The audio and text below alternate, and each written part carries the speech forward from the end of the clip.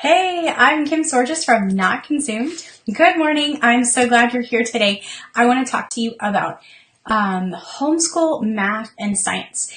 So before we get started, let me give you a little overview. We're going to talk about my favorite curriculum for math, favorite for science, and some little tips along the way.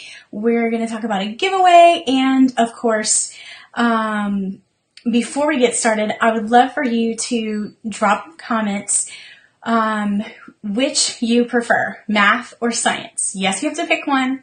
So math or science. Just drop one of those words in the comments and we'll get started. So math and science. So I personally prefer science, and that's because math, well, it kind of gives me hives. Okay, no, not really. It's just been one of the biggest struggles for me academically ever.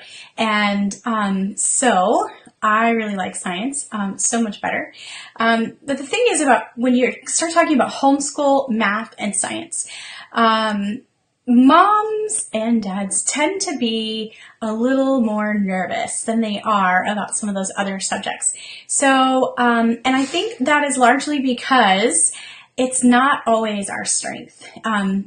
All of us, or many of us, would probably say that one of those two are in our bottom weakness, and so it's really easy to pick one or the other because we really struggle with one of those. If you're just joining us, the question of the day is math or science. You got to pick one, so drop that in the comments for us.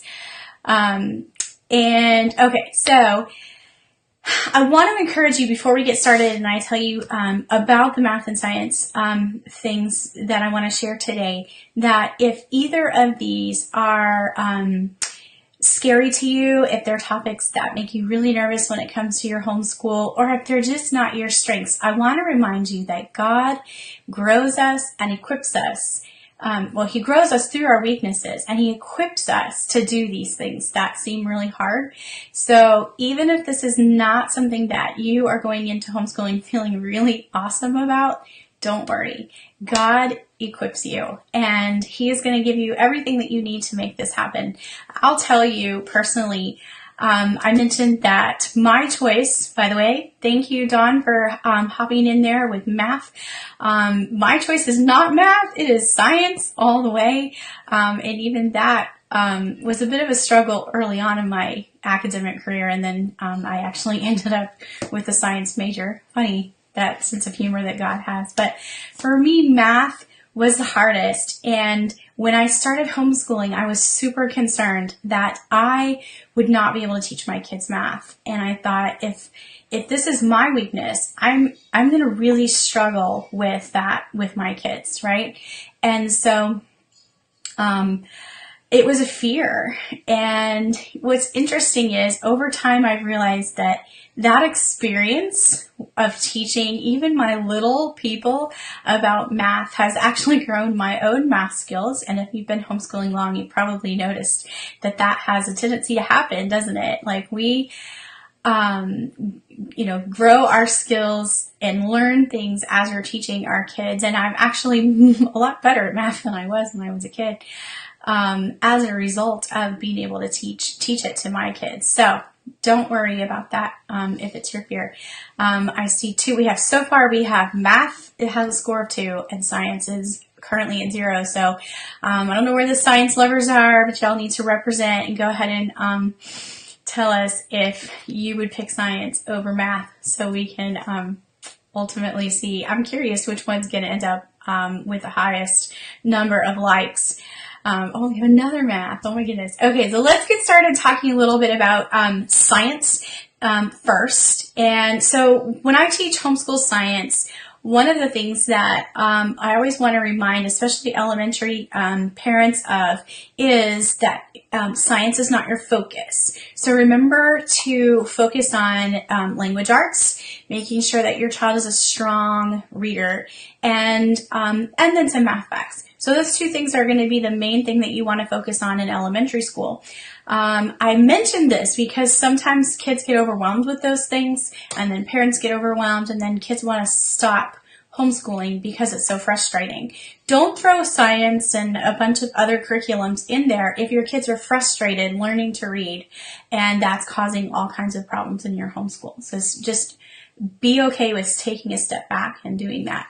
One of the ways that we cover science in our homeschool for early elementary students, especially those who are struggling with reading, is reading. Oh, I like that. Nicole says she loves math, but she loves science. I guess they can go hand in hand. So for, sorry, I got a little distracted with her comment. All we do is go to the library and we pick out great science books. There's so many for free, and you just sit with your kids and read them. This is one of the best ways to get different scientific topics in those elementary years. I have a couple books to show you. These are Usborne books. So these are some of our favorites that have been really well worn. Living in Space, obviously a science topic, but really fun for kids. So when you pull out a book like that, they love to explore and learn something. Dogs. This is one of our very well-beloved books in our family. I literally just went down and pulled like the first 6 books I could get. And then, of course, other books like this, like What is a Fish? And Snakes is one of my boys' favorites. And then stuff like learning about your body. There are so many options. If you just take your kids down, let them look around. You can keep, if you want to have something in print or writing, you can keep like a journal. Like go get one of those really cheap spiral bound notebooks that are on sale right now at like every store in America. And have your kids draw a response to whatever it is that you learned in the library book that you picked up. That's an awesome, cheap, free homeschool curriculum for elementary science. If you want to take it a notch up, we have used Apology of Science, and we love Apology of Science, mostly because of the biblical worldview in this curriculum.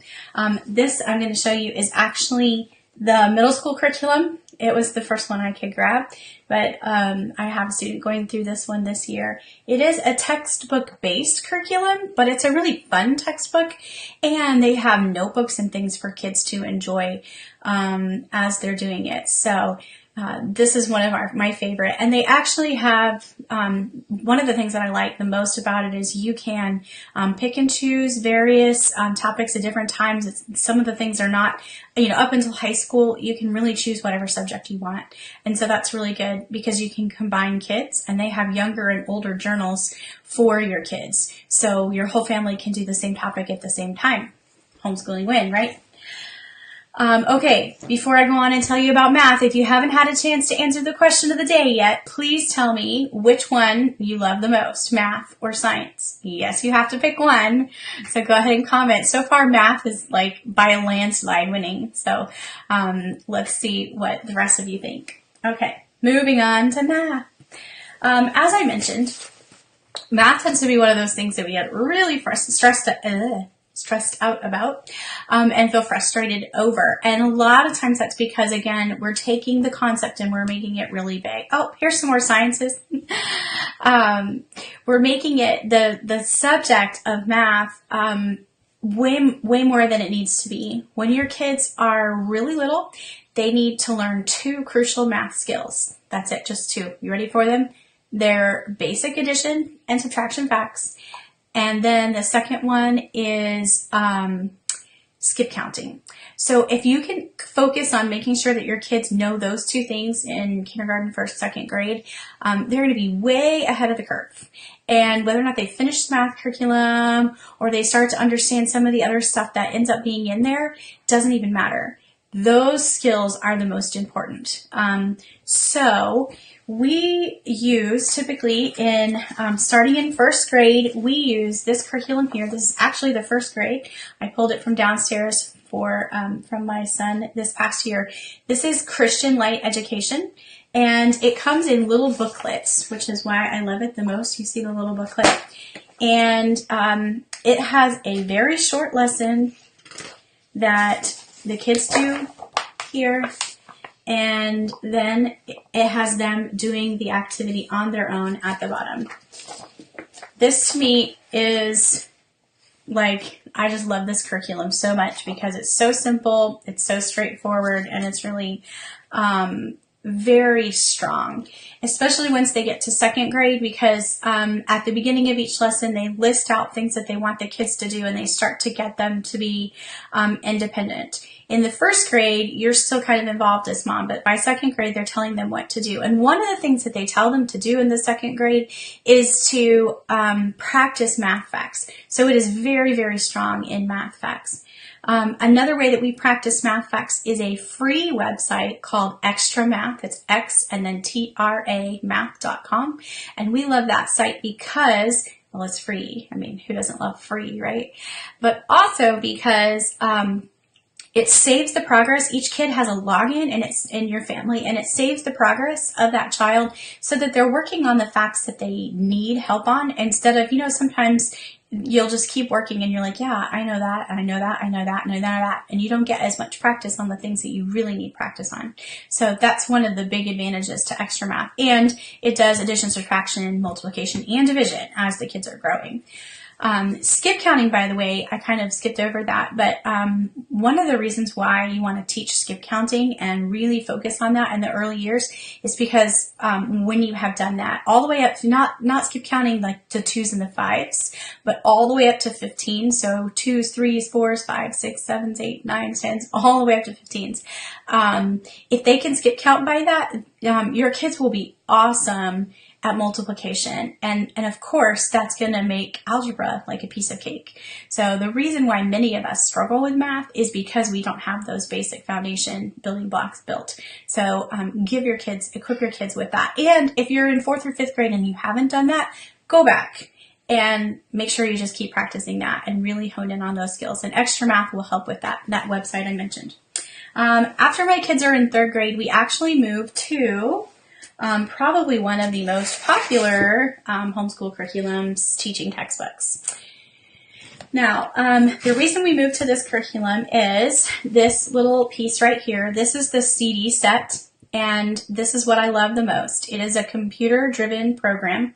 It teaches the kids the lesson, which I love, and it grades it for the student. To me, one of the best things about this is instead of my child doing, 20 practice problems and then me grading it and realizing they did all of them wrong, they get that feedback immediately. So with the teaching textbooks program, if they answer question number 1 wrong, the computer says, nope, that's wrong. And then they give them a chance to fix it. And then if they can't fix it on their own, it shows them how to do it. To me, this is the most important part of math. If you can't figure out what you're doing wrong, and you can't get it fixed until the end of the lesson, or you don't even realize that you've gotten it wrong, it's very frustrating. Very, very frustrating. So I love that about teaching textbooks.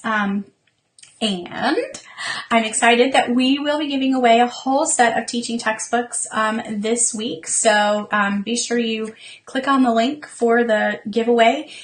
You will get a CD set of your choice and an answer booklet. And then also this is the spiral. This actually has everything that the lessons say kind of all lined out, spelled out, and then the practice pages. Let's see if I can show you like this. Okay. This is actually our first year using that. We have typically not used those. We've typically used the regular CDs. They go this way. And just a spiral bound notebook, one of those cheapies from, back to school time. And we've, always really loved that. So let me see. I was going to say one more thing about math.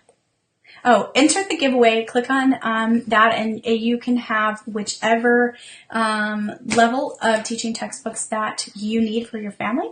And and it's actually complements of teaching textbooks. Oh, I know what I was going to say. One really cool thing about teaching textbooks, if you're familiar with it and you've ever used it before, this year they are coming out with a web-based program. I heard that it's going to be maybe next month. So we are personally super excited about that because we travel so much in the spring that it really makes it hard for us to finish the math that we want to finish. So we are really looking forward to having the availability to just log on to whatever device we have access to and getting that math done on the road. So that the company told me would be out somewhere like September maybe, or maybe late August. So be looking for that if that's something you're really interested in.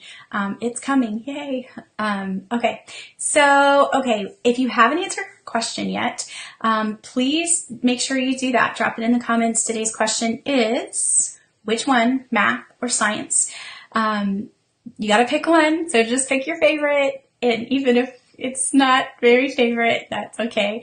And be sure I put in the top of the comments more information about math and science, both of what we use and kind of how I break that out by ages, and then the link to today's giveaway. So be sure you share it with your friends, let them have all the love too, and I hope this was a helpful video. Ask any questions in the comments too, and we will see you guys next week. Week 5, by the way, is going to be all about lesson planning. So I don't know if you've gotten started with that yet, but that is where we're headed. So I'm looking forward to seeing you then. Have a great day. Bye.